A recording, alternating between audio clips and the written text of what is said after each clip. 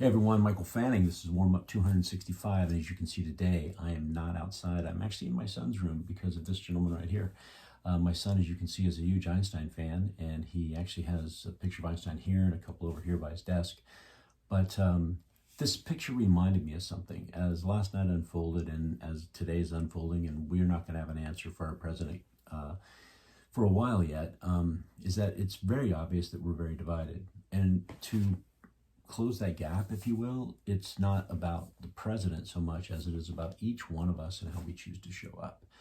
And that's why this gentleman is important, because one of the things that he talked about, and I have this is one of the other things that hangs in my son's room. It's right here.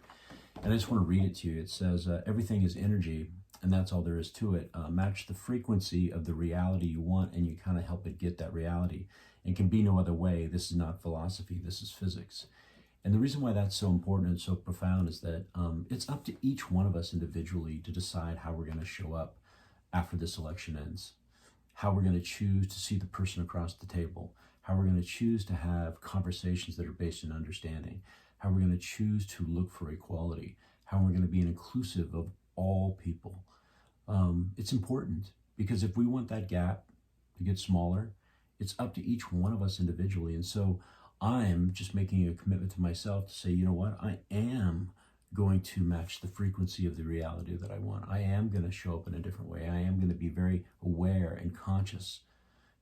Is what I'm saying kind? Is what I'm saying factual? Is what I'm saying necessary? Is what I'm saying based in compassion? Is what I'm saying based in understanding? Because let's face it, stuff that's being role modeled right now isn't great. It's not the way that we should act as human beings with each other. And so that's my commitment to myself. And these are things that, I have to set the standard for my kids. And so these are the types of things that I think about. So I would ask you, what are you thinking about right now? Right? And remember this, when you're hopeless, you're helpless.